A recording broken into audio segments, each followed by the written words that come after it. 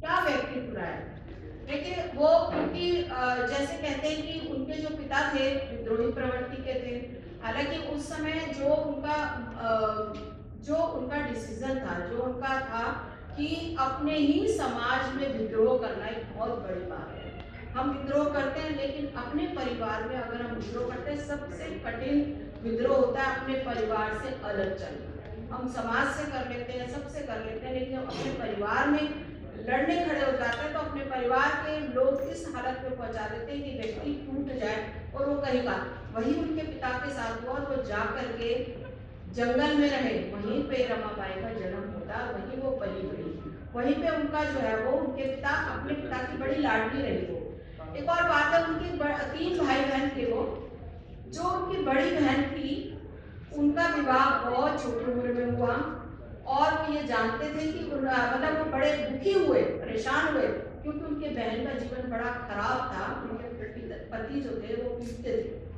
और इस तरीके से जब वो वापस घर आ जाती हैं और उनके पति लेने आते हैं तो, लेकिन यहाँ पर जो मैं कहूँगी कि जब अकाल पड़ता है तो उनकी बहन की भी डेथ होती है, उनके पिता की भी और माता की भी, तीनों की। तो बहुत सारी चीजें ऐसी हैं पंडिता रमाबाई के बारे में कि वो जैसे जैसे उन्होंने धर्म में डूबना शुरू किया, जैसे जैसे उन्होंने हिंदू धर्म में डूबना शुरू किया,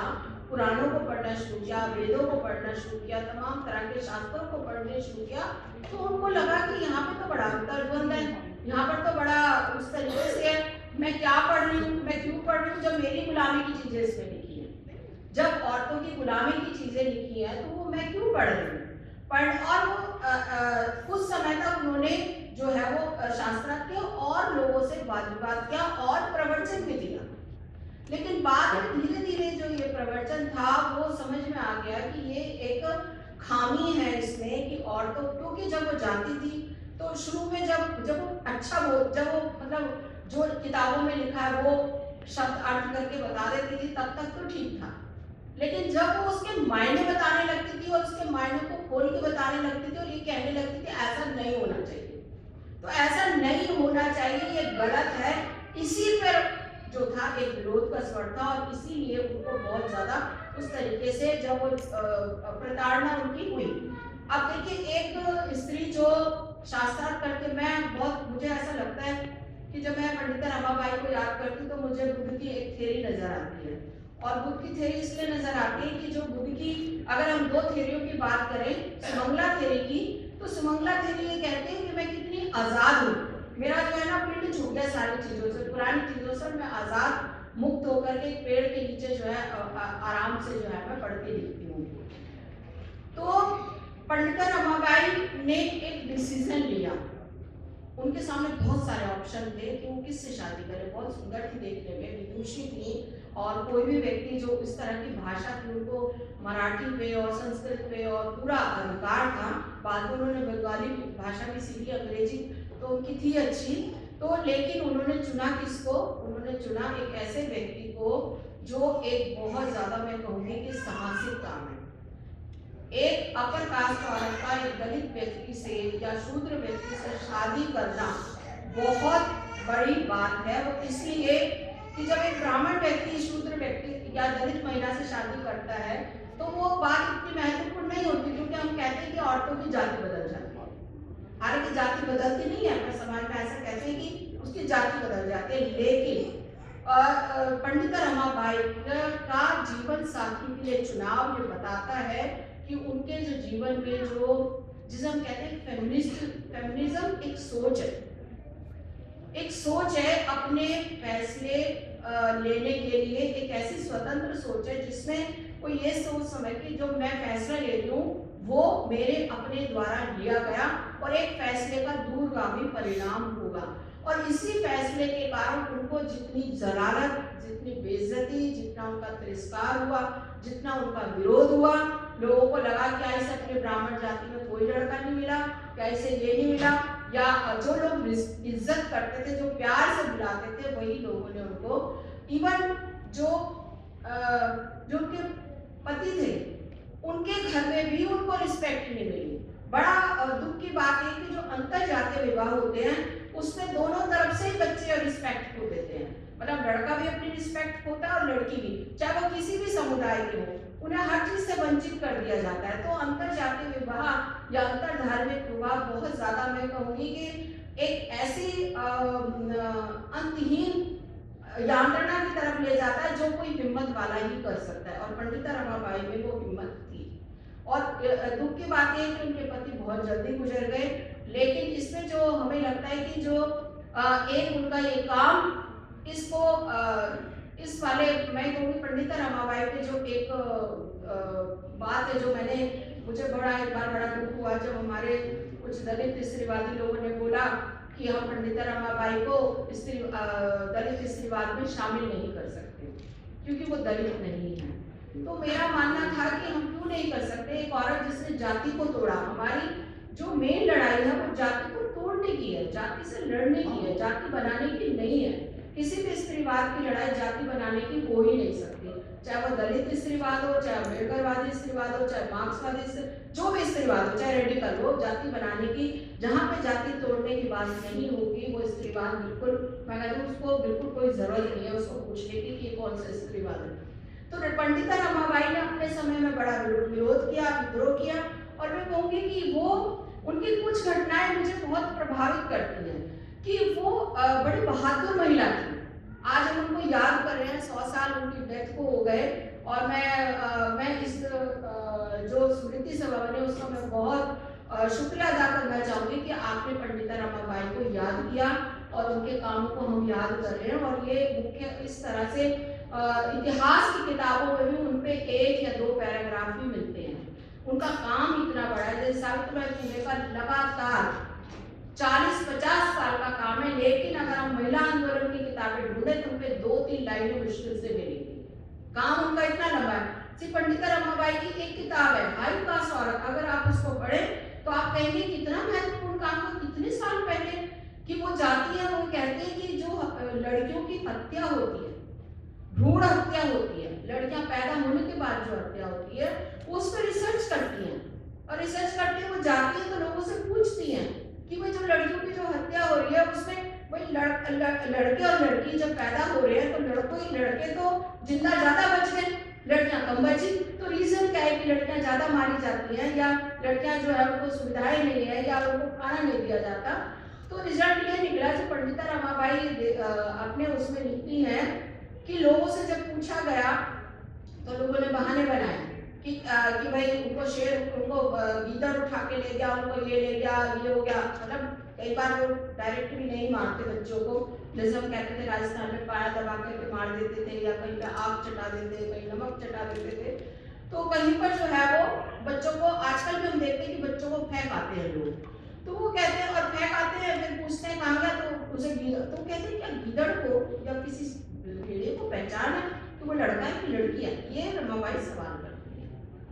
और बड़ी इस बात से लोगों को, इस किताब से और इन बातों से लोगों को, जो उस समय सनातनी लोग थे, जो उस तरह के लोग थे, उनको बड़ी परेशानी हुई कि एक औरत उन पे कैसे सवाल कर रही है। तो जो है वो, और एक और उनकी बात जो मुझे अच्छी लगती है, वो सिर्फ ये नहीं कि वो एक बैठ करके लिख पढ़ रही है, वो बड़ी एक्टिव अपने लाइफ में, बहुत ज्यादा सचेत है, और वो जो सोचती है वो कर डालती हैं। और कि वो जाकर के जब उन्हें पता चलता है, जैसे मैं इसलिए कहती हूँ मुझे सावित्रीबाई फुले और पंडिता रमाबाई में बड़ा ऐसे वो दिखता है, उनके चरित्र में बड़ा एक तरह से वो दिखता है। सावित्रीबाई फुले को जब पता चलता है उनका जाति विवाह हो रहा है, तो वो जाके वो कपल को बचाते हैं और ज्योतिबा फुले को कहते हैं मैं तुम्हारे पास बेच रही हूँ इस अंतर जाति विवाह, वो लोग मानने को तैयार।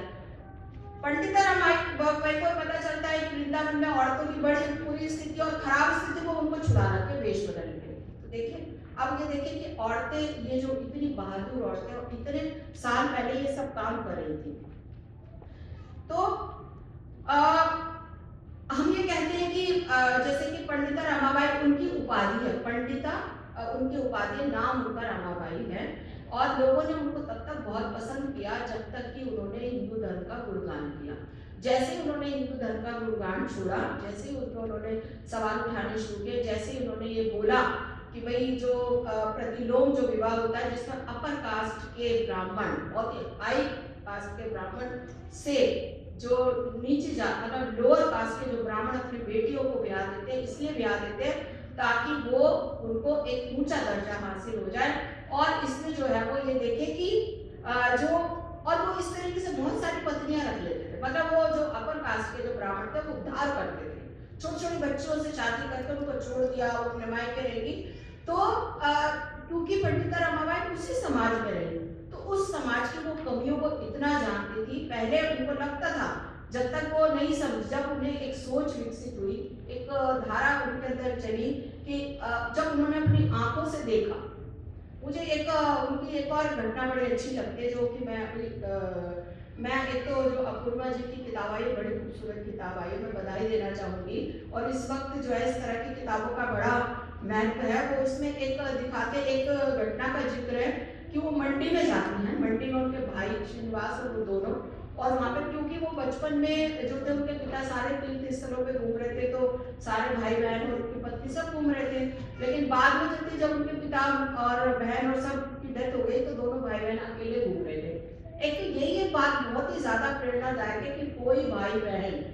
अकेले पूरी दुनिया घूम रहे हैं, इससे बड़ी क्या बात होगी। मतलब हम तो आज भी, मैं तो कहती हूँ मैं आज भी नहीं सोच पाती, मैं आज भी कहीं कहाँ जा पाती हूँ अकेले, लेकिन पंडिता रमाबाई अकेले इतने घूम रही थी। ये जो कल्पना है ना, ये हम कल्पना ही कर सकते हैं, वो कल्पना को साकार कर रही थी। तो वहां पर जब वो एक मंडी के पास एक जगह जहाँ पर एक लेक बना हुआ है, तो वहां पर वो कहते हैं कि जब वो गए तो उन्होंने कहा कि इस पानी में ना हिलती पहाड़ियां। तो उन्होंने देखना चाहा, तो वहाँ के पंडों ने बहुत ज्यादा ये कहा कितने पैसे लगेंगे, उतने पैसे लगेंगे, ये लगेंगे। तो वो दोनों भाई बहन सुबह उठ के नहाने चले गए वहाँ, और उन्हें जानना चाहिए हिलती पहाड़ियां कैसे है। तो उन्होंने देखा कि जो पंडित है उन्होंने क्या किया हुआ है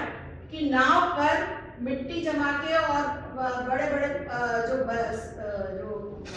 बांस के वो जमा के उस पर बेल पत्थर वो सब डाल के पहाड़ पर रुक गया। और जैसे कोई घूमने जाते थे वो उससे नाव से उनको हिला देते थे, तो लोग सोचते थे पहाड़ियाँ जो है ना तैरती पहाड़ियाँ हैं, मतलब पहाड़ियाँ जो मिलती हैं और तैरती। तो देखिए पंडिता रमाबाई जो है ना, ये ऐसे जो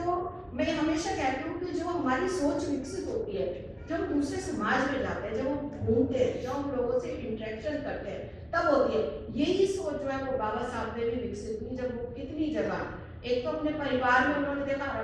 पंडिता रमाबाई ने देखा उनके परिवार में कैसे जो है उनके ही घर की औरतों के प्रति कैसा व्यवहार रहा, उनकी बहन के प्रति जो अत्याचार रहा, उनके जो, और बाद में उन्होंने जब घूम घूम के देखा कि कैसे महिलाओं पर किस तरीके से हिंदू समाज की औरतों पे अत्याचार होता है, चाहे वो बाल विधवा हो गए, चाहे उनके बाल मुड़ दिए, चाहे उनको छोटी छोटी बच्चियों को ऐसे रखा गया। तो मैं कहती हूँ कि बाहर जाने से उसी प्रकार मैं बाबा साहब के बारे में बोलती हूँ कि उनकी जो इतने बड़े फेमिनिस्ट है बाबा साहब, उसका रीजन एक ये भी है कि उन्होंने बहुत यात्राएं की, बहुत लोगों का जीवन देखा, कंपैरिजन किया। हमारी भारतीय औरतें कहाँ हैं, बाहर की औरतें कहाँ हैं, वो पढ़ाई लिखाई में कैसी है, हमारी औरतों को। लेकिन दोनों ने हिंदू धर्म की औरतों की भारत में स्थिति देखी, तभी बाबा साहब ने किताब लिखी हिंदू नारी का उत्थान और पतन। और पंडिता रमाबाई ने लिखी हाई कास्ट हिंदू वुमेन। तो देखिए कि एक ना पूरा एक सिलसिला है जो चलता है। तो मैं ये कहूँगी कि जो है वो उनको पंडिता रमाबाई को विचलित करती है सारी चीजें, कि किस तरीके से जो है वो किस तरीके से औरतों का दमन है, शोषण है। और एक बात जो मुझे बहुत इम्प्रेस करती है कि वो ये कि पंडिता रमाबाई ने न सिर्फ एक शूद्र या दलित व्यक्ति से शादी की, कोर्ट मैरिज की। देखिए कोर्ट मैरिज करना बहुत एक आज भी हम देखते हैं, मैं आज भी शादी को देखूं तो आज भी 2-2 लाख के लहंगे बनवाए जाते हैं शादी के लिए, 2-2 लाख के लहंगे। टेंट हाउस में लाखों रुपए खर्च किए जाते हैं, खाने पे लाखों रुपए खर्च किए जाते हैं, है ना। लड़का और लड़की या परिवार का एक ही बात पर शादी होती है, उसी के नाम पे पता नहीं कितने कितने लाख फूक दिए जाते हैं। लेकिन पंडिता रमाबाई और उनके पति विपिन बिहारी कोर्ट मैरिज करते हैं। कोर्ट मैरिज उस समय बहुत मायने रखता है। कोर्ट मैरिज करके बहुत सादगी से जीवन जीते हैं और इस तरह का जो है वो लोगों के जीवन में बिताते हैं। उनके जीवन में एक मोड़ आता है, जब अकाल पड़ता है तब वो देखते हैं किस तरीके से चीजें, तब वो औरतों को कहते हैं कि वो आत्मनिर्भर बनेंगे, आत्मनिर्भरता की ओर तरफ औरतों को ले जाती है। और भी बहुत सारी चीजें हैं। मुझे लगता है कि आज हमारे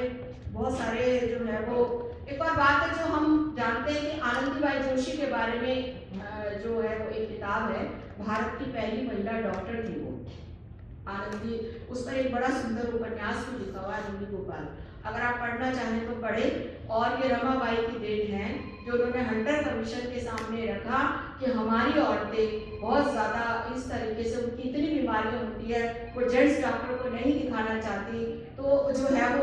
महिला डॉक्टर होना चाहिए। और अगर हिंदू औरतों की, दलित औरतों की दुर्दशा को पढ़ना हो प्रसव के समय, तो आप जो है वो जीवन हमारा बेबी ताई कामले की आत्मकथा पढ़ सकते हैं। बेबी ताई कामले की आत्मकथा पढ़ेंगे तो उसमें पता चलेगा कि औरतों का प्रसूति के समय, औरतों का बच्चा लेने के समय कितनी दिक्कत होती है, कितनी औरतें मर जाती हैं। तो ये जो है मुझे लगता है कि कहने को बहुत सारी बातें हैं, लेकिन मुझे लगता है प्रहलाद जी आ गए हैं और मैं आगे मौका मिला तो और